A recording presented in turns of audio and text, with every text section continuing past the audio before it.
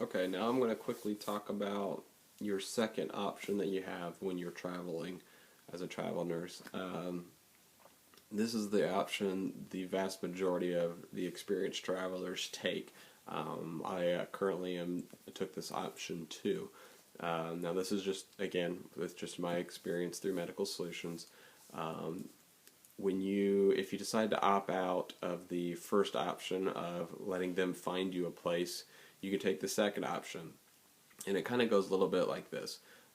Say I'm currently in Phoenix, Arizona for the winter, which is amazing, by the way. So they said we could find you a place, and it's going to cost us roughly about, these are just guesstimated. These are just examples. They could come back and say it's going to cost us about $1,600 a month to find you a fully furnished 1 bedroom, 1 bath apartment for you that we would fit to the criteria that they find housing for. Now, I could have the option of choosing to go through them, or I could take the second option where I can take that money that they would use to find a place and put it into my pocket per month and say, I'm going to find my own place. You can just give me that much money a month and I'll find my own place. Now, currently, like I said, I'm in Phoenix, Arizona. I found a place cheaper, and me and my wife have decided to live without a few other things that come with the first option. So we're able to save a couple hundred. We're able to save some more money per month. So, and it's usually pretty good. It's the quickest and best way that you can make money as a travel nurse. But buyer beware. Option 2 does come with a lot of extra work on your part. It may seem easy, but it's actually not. This option can be very handy for, say you're traveling to a state that you have family. Say you have so you have a brother or sister that lives in a state that you're going to be working in. You could just, shack up or bum, off their couch for 3 months if they're okay with it, and you can just collect that housing stipend money. That whatever, that $1,500 a month that it would cost them to find you a place. You could just take that money and pocket it and just, live off your friend or your brother or sister's couch. Or another example is if you travel with a friend, you guys can find your own place together and, split the costs, so you guys are saving a little extra money. Like I said, there is a lot more factors that go into this option that you don't realize till you actually try it. And my experience, the bigger cities, like if you go to the LA, or the bigger name cities, it's going to be very hard for you to find a 1 bedroom, 1 bath apartment fully furnished, that they're going to let you lease out or rent month to month. It's harder than you think. Most apartment complexes are going to want to rent out an apartment to you for, 6 months to a year, 6 to 12 months. So it's actually really hard to find a month-to-month place, and if they're fully furnished. So you have to do a lot more research. You have to research where your hospital is going to be at. You're going to have to find out how close it is to proximity, whether the area is good, how you can rent furniture from a place around. Where can you find your TV, where you find your internet, where you find your cable. There's a lot more things you have to do that typically in the first option, the housing specialist through the company, they figure all that out for you. They just say, show up here and here's your keys.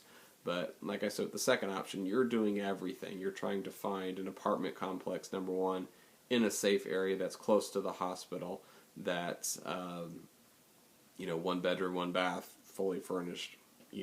Usually you could find studios that are really cheap that, a studio apartment's really small. If it's just you and you have a small dog, that could be perfect, but we have 2 large dogs, and I have my wife that travels with me, so we need a little bit more room.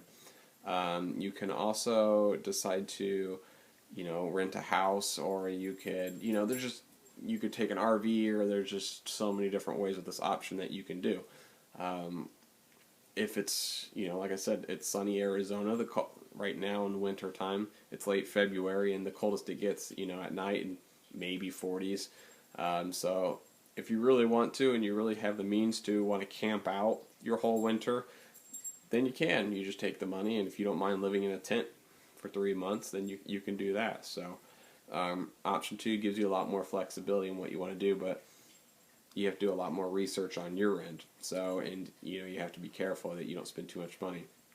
Me and my wife actually found an apartment through a friend that lives down here, that he kind of knew the area. He went and toured the apartment complex for us ahead of time, and looked at it and said, yeah, that's a safe place, it's a nice area, and and was able to help us out in that instance. And I think the only thing we rented out, we went through an Aaron's rental company, and we just rented out a TV and a couch for 3 months. So we really don't need a whole lot. Everything else we actually found at Goodwill, pots and pans, they're actually in really, really good shape, that were really cheap. So if you decide to take option 2, I would suggest that. So that's kind of what we did.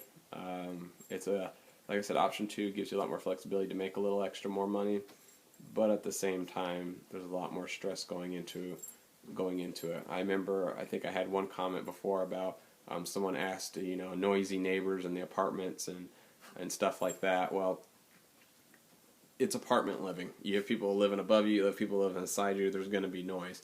But if you choose option 1, they are going to put you in a 1-bedroom, 1-bath apartment. If you have noisy neighbors or something like that, you can choose, you have the company Medical Solutions on your side. You can always call them, I call my recruiter and say, hey, these people are, really, really loud and really annoying, and this place is just trash, it's a dump, why am I here? If you choose the first option, Medical Solutions, they kind of got your back. They can call the apartment complex and say, hey, we're hearing this from our travelers. What's really going on? Can we resolve this in the best way? But if you take option 2, you're going completely out on your own. If you have noisy neighbors, you can go to the apartment complex. It's just like owning an apartment on your own. So you just don't have the backing of the company with you because you're kind of on your own.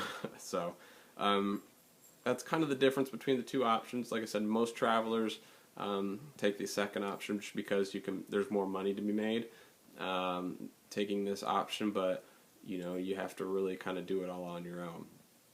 If you have any comments or any questions about that option, please feel free to ask me. I'll try to get back to you the best I can, or you can just use my company or my recruiter. His name's Mark Brzezinski, like I said in all my videos. You can call him. He's more than willing to talk to you about these options and how they could, help you out. So I hope this kind of helps you guys out a little bit with the housing options. If you have any more comments or questions, like I said, just let me know. Thanks.